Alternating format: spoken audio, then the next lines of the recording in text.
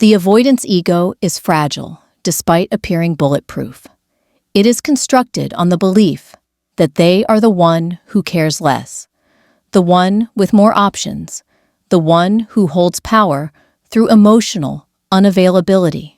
This ego allows them to devalue people who care about them, to dismiss genuine connection, to walk away without consequence. But when you did something that punctured this inflated self-image, when you demonstrated through action that you were not desperate for their attention, not devastated by their distance, not willing to accept their breadcrumbs, you bruised their ego in a way they never anticipated.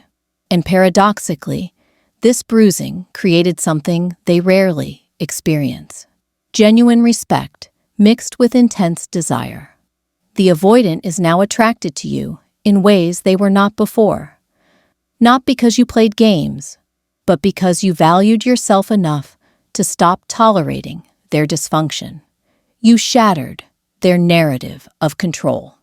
The avoidant operated under the assumption that they controlled the dynamic.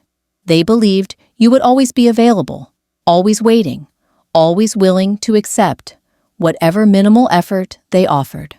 This belief allowed them to feel secure in their power while avoiding the vulnerability of genuine investment.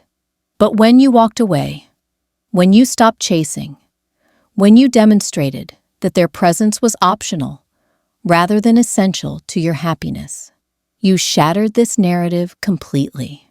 The avoidance ego cannot tolerate being the one left behind, being the one who miscalculated, being the one who lost someone they assumed would always stay.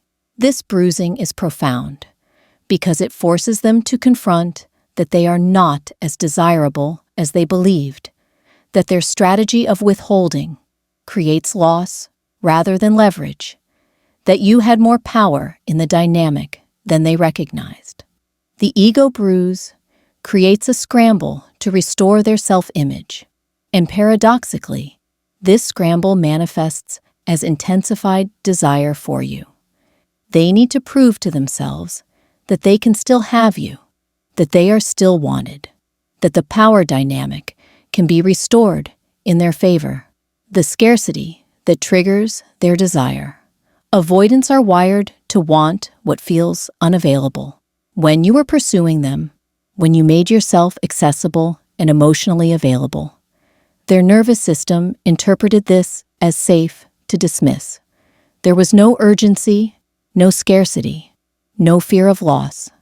But the moment you withdrew, the moment you became unavailable, not as strategy, but as genuine boundary, everything changed. The avoidance attachment system activated in response to the perceived loss.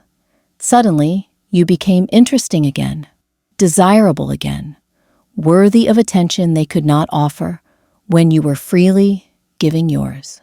This is not because they are malicious, but because their psychology is fundamentally broken. They can only value what they fear losing, can only want what they cannot easily have, can only respect what refuses to tolerate their disrespect. By bruising their ego through your absence and indifference, you inadvertently became the very thing their attachment style finds irresistible.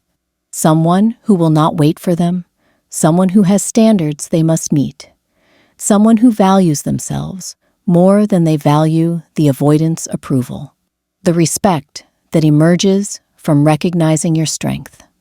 The bruised ego eventually transforms into genuine respect. The avoidant recognizes that you did something they themselves are incapable of doing. You chose yourself over connection that was not serving you. This requires a level of self-worth and emotional strength that the avoidant lacks and deeply admires. They respect that you did not crumble when they withdrew, that you did not beg when they were distant, that you maintained your dignity when they expected you to sacrifice it. This respect is rare for the avoidant to feel because they typically devalue anyone who cares about them. But you cannot be devalued because you demonstrated that your worth is not contingent on their validation. The avoidant sees this strength and recognizes it as something valuable, something they wish they possessed, something that makes you fundamentally different from everyone else who accepted their patterns without resistance. The respect creates a foundation for attraction that is more sustainable than their usual surface-level interest, because it is rooted in genuine admiration rather than ego gratification. Why ego bruising changes the dynamic permanently. Once you have bruised the avoidant's ego through self-respect and boundary setting, the dynamic can never return to what it was. They cannot take you for granted anymore because you proved you will leave. They cannot assume you will accept breadcrumbs because you demonstrated you would rather have nothing than something insufficient. They cannot devalue you because you valued yourself first. This shift creates an entirely different relational foundation where the avoidant must actually show up, must offer genuine effort, must risk vulnerability if they want to maintain connection. Some avoidants will rise to this challenge, finally capable of offering what they could not before. Others will retreat permanently, unable to function in a dynamic where they do not hold all the power.